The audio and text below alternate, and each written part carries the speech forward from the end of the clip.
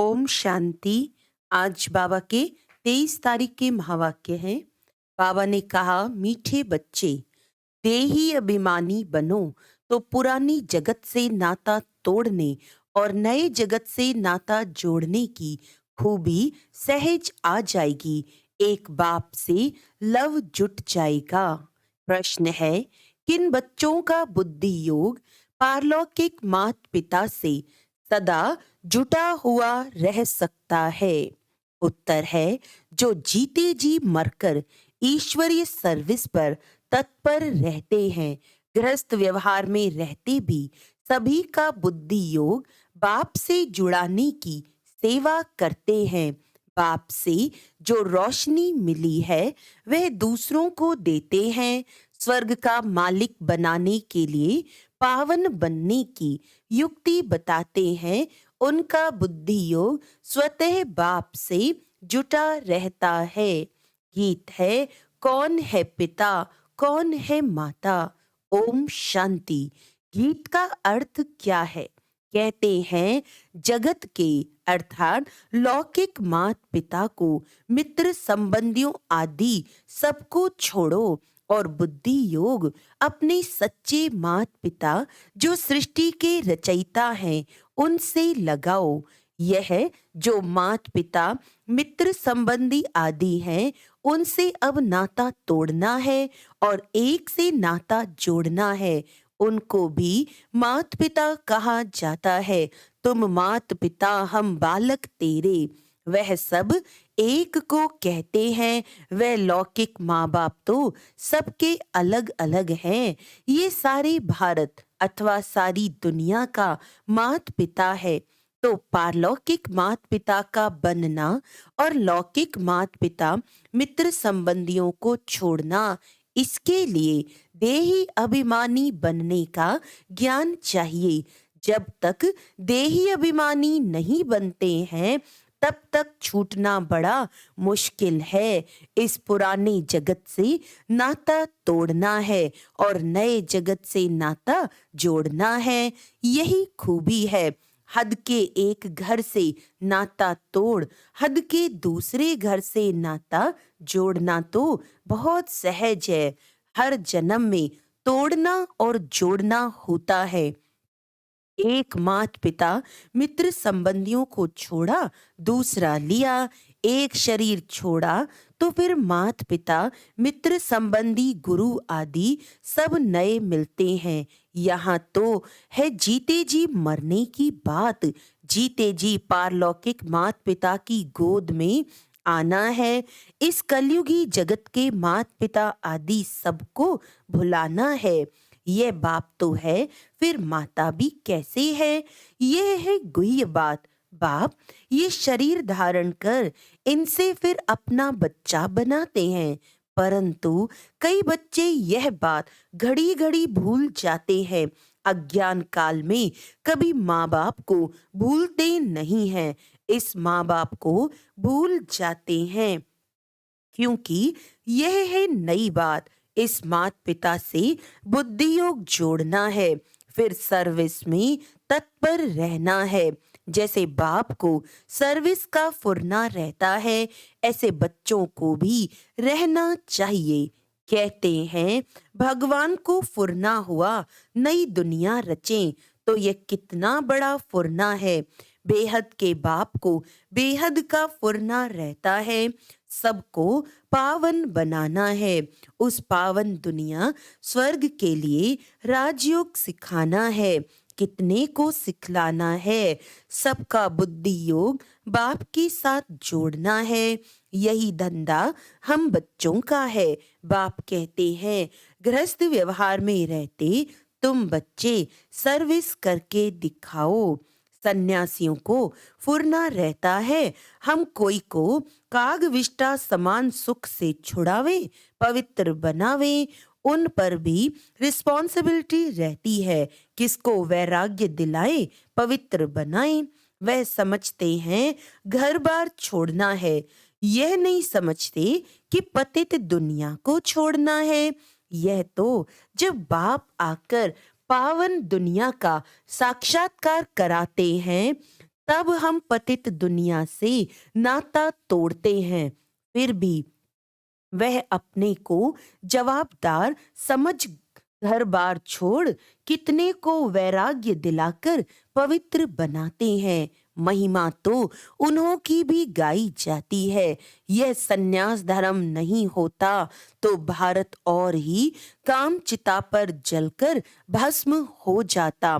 अब वह रजोगुणी सन्यास स्थापन करने वाला कौन, और ये सतो प्रधान सन्यास स्थापन करने वाला कौन, यह बाप बैठ समझाते हैं। उनका हेड था शंकराचार्य।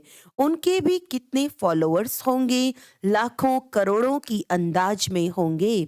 वह पवित्र नहीं होते तो उनकी प्रजा भी वृद्धि को नहीं पाती।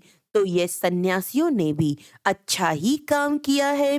पहले नंबर में देवताएं गिने जाते हैं, दूसरे नंबर में सन्यासी। सारा मदार है ही पवित्रता पर। दुनिया को पवित्र से अपवित्र, फिर अपवित्र से पवित्र बनना ही है। सतयुग से लेकर जो भी ड्रामा में पास्ट हुआ है वे नूंद है। भक्ति मार्ग में साक्षात्कार आदि जो कुछ होता है सेकंड बाय सेकंड, वह फिर कल्प बाद होगा। ड्रामा में ये सब नूंद है। ड्रामा चक्र को समझना है। ऐसे नहीं बैठ जाना है कि ड्रामा में जो होगा। ड्रामा में एक्ट्रेस तो सब हैं, तो भी हर एक अपनी आजीविका के लिए पुरुषार्थ जरूर करते हैं।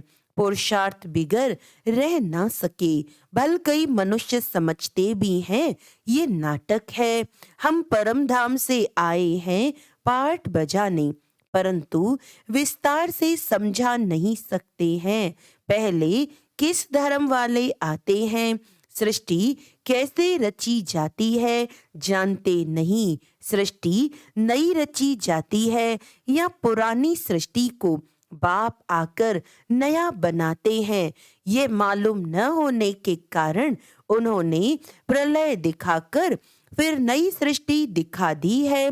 बाप आकर इन बातों की रोशनी देते हैं, फिर तुम भी औरों को रोशनी देने के रिस्पॉन्सिबल हो। कितनी सर्विस है। जैसे बाप ने तुमको मुक्ति जीवन मुक्ति में आने का मार्ग बताया है, जिस मार्ग के लिए ही आधा कल्प भक्ति मार्ग में ठोकरें खाई हैं, तो बेहद के बाप को फुरना रहता है कि हम अपनी सैल्वेशन आर्मी की वृद्धि कैसे करें, सभी को रास्ता कैसे बताएं। तुम बच्चे सबको बताओ कि बाप आया हुआ है राजयोग सिखलाने। कल्प पहले मुआफिक, जिसको ही शिवाय नमः कहते हैं, जो है सभी से ऊंच ते ऊंच परम धाम में रहने वाला।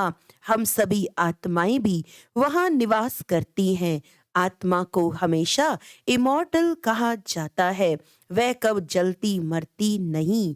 हर एक आत्मा में पाठ भरा हुआ है। अपनी आत्मा को देखे, वे जो मुख्य हैं उनको देखो। झाड़ को जब देखा जाता है तो मुख्य फाउंडेशन और टाल टालियों को भी देखा जाता है। पत्ते तो अथाह होते हैं, उनकी गिनती नहीं किया जा सकता। टाल टालियां गिनती कर सकते हैं।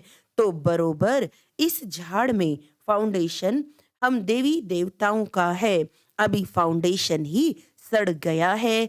जैसे बनियन ट्री झाड़ का फाउंडेशन सड़ गया है, फिर भी शाखाएं कितनी निकली हुई हैं। शाखाओं से भी पत्ते निकलते रहते हैं।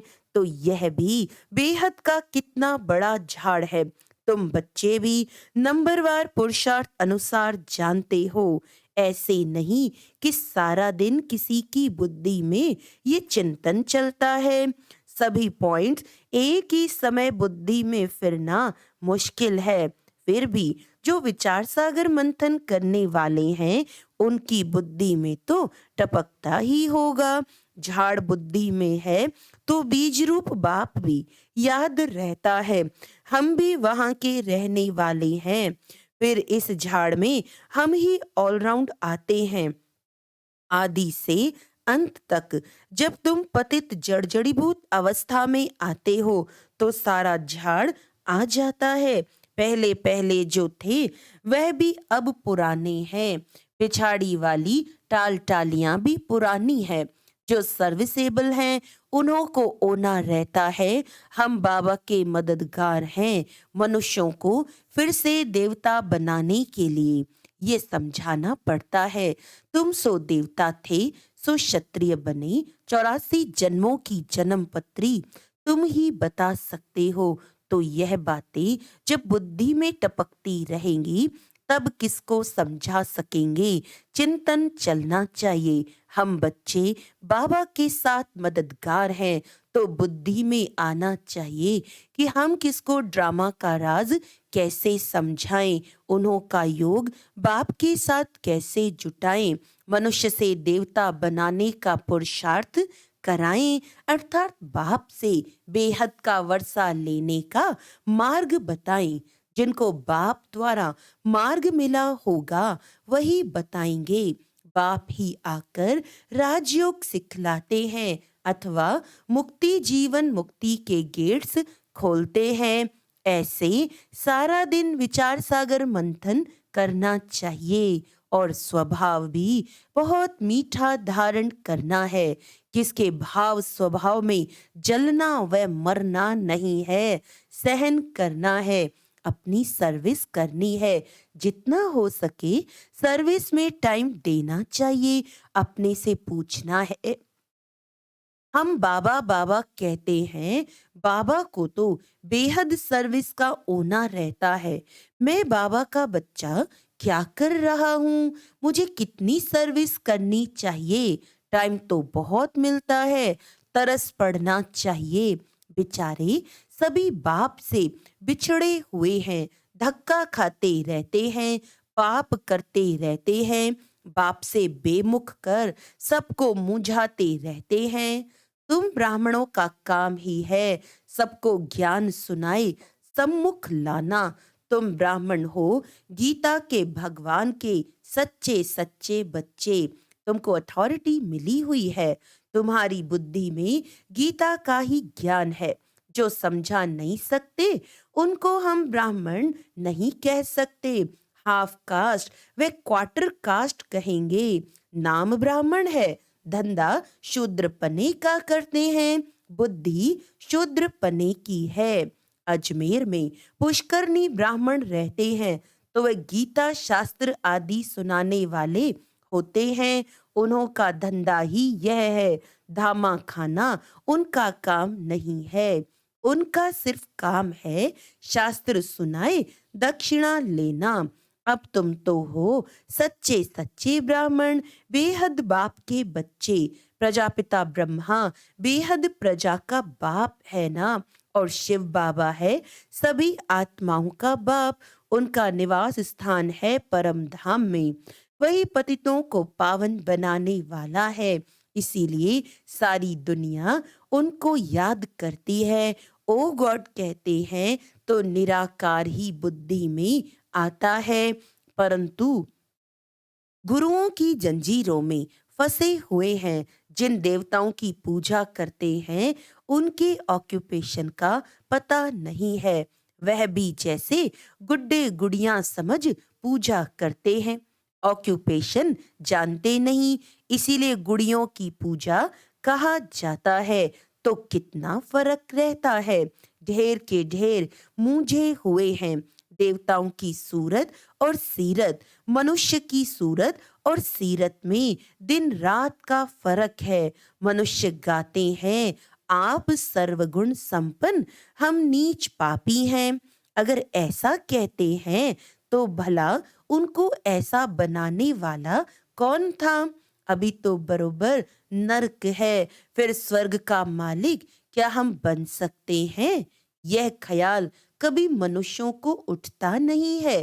तुम बच्चों को कभी ये ख्याल थोड़ी उठा होगा कि हम ऐसे कब बनेंगे। सिर्फ भक्ति करते रहें। अभी तुम जानते हो हमको सो देवता बनना है, राजधानी में ऊंच पद पाना है, इसीलिए पुरुषार्थ करते हैं। अंदर आना चाहिए। अगर हमारा शरीर छूट जाए तो हम किस पद को पाएंगे? तुम पूछ भी सकते हो। अगर हम मर जाएं तो क्या पद पाएंगे?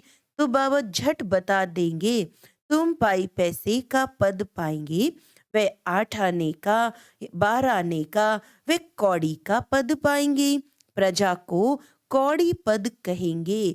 दिल दर्पण में अपनी शक्ल देखो, कोई बंदरपना तो नहीं है। अशुद्ध अहंकार है नंबर 1। काम क्रोध को भी जीत लेवे, परंतु देह अभिमान है पहला नंबर दुश्मन। देही अभिमानी बनने से ही फिर और विकार ठंडे होंगे। देही अभिमानी तब बने जब बाप के साथ लव जुटे। देह अभिमानी का लव जुट ना सके तो देह अभिमान छोड़ने में बड़ी मेहनत चाहिए। देही अभिमानी बड़े हर्षित रहते हैं। देह अभिमानी का चेहरा मुर्दों जैसा रहता है। तो पहली मुख्य बात है देही अभिमानी बनना, तब बाप भी मदद करेगा।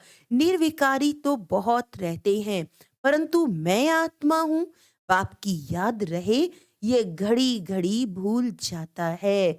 इसमें फेल हो जाते हैं। अशरीरी नहीं बनेंगे तो वापस कैसे जाएंगे? सर्विस का बहुत फुरना रहना चाहिए, जिससे बहुत मनुष्यों का कल्याण हो। देह अभिमानी कहाँ भी जाएगा तो फेल हो आएगा। देही अभिमानी कुछ न कुछ तीर लगाकर आएगा। महसूस करेंगे कि फलाने ने बात तो ठीक कही थी। योग जुट जाए तो सर्विस का फुरना भी हो। उसमें पहले पहले तो अलफ पर समझाना है। जास्ती तीक तीक से तंग हो जाएंगे। पहले शिवाय नमः 3 सब तब का भी समझाना है। एक निराकारी दुनिया जहाँ परमपिता परमात्मा और आत्माएं रहती हैं, बाकी है स्थूल और सूक्ष्म वतन। स्वर्ग में लक्ष्मी नारायण का राज्य था, अब नहीं है। फिर हिस्ट्री रिपीट होगी। आगे कलयुग था, फिर सतयुग होगा, अब फिर कलयुग की हिस्ट्री रिपीट हो रही है, तो अब फिर सतयुग की हिस्ट्री भी रिपीट होगी ना। इसमें ही मजा है। बहुत अच्छी पॉइंट्स हैं। अच्छा, ब्राह्मण कुलभूषण सभी बच्चों प्रति मात पिता बाप दादा का याद प्यार और गुड मॉर्निंग। रूहानी बाप की रूहानी बच्चों को नमस्ते। हम रूहानी बच्चों की रूहानी बाप दादा को याद प्यार गुड मॉर्निंग, नमस्ते नमस्ते नमस्ते जी। धारणा के लिए मुख्य सार है। पहला पॉइंट है, किसके भाव स्वभाव में जलना मरना नहीं है। अपना स्वभाव बहुत बहुत मीठा बनाना है, सहनशील बनना है। दूसरा पॉइंट है, बाप का खिदमतगार बनने के लिए विचार सागर मंथन करना है। बुद्धि में ज्ञान का ही चिंतन करते रहना है। देही अभिमानी रहने की मेहनत करनी है। वरदान है, सर्व संबंध एक बाप से जोड़कर माया को विदाई देने वाले सहज योगी भव। सर्व संबंध एक बाप से जोड़कर माया को विदाई देने वाले सहज योगी भव। जहाँ संबंध होता है वहाँ याद स्वतः सहज हो जाती है। सर्व संबंधी एक बाप को बनाना ही सहज योगी बनना है। सहज योगी बनने से माया को सहज विदाई मिल जाती है। जब माया विदाई ले लेती है तब बाप की बधाइयाँ बहुत आगे बढ़ाती हैं। जो हर कदम में परमात्म दुआएं, ब्राह्मण परिवार की दुआएं प्राप्त करते रहते हैं, वह सहज उड़ते रहते हैं। स्लोगन है, सदा बिजी रहने वाले बिजनेसमैन बनो।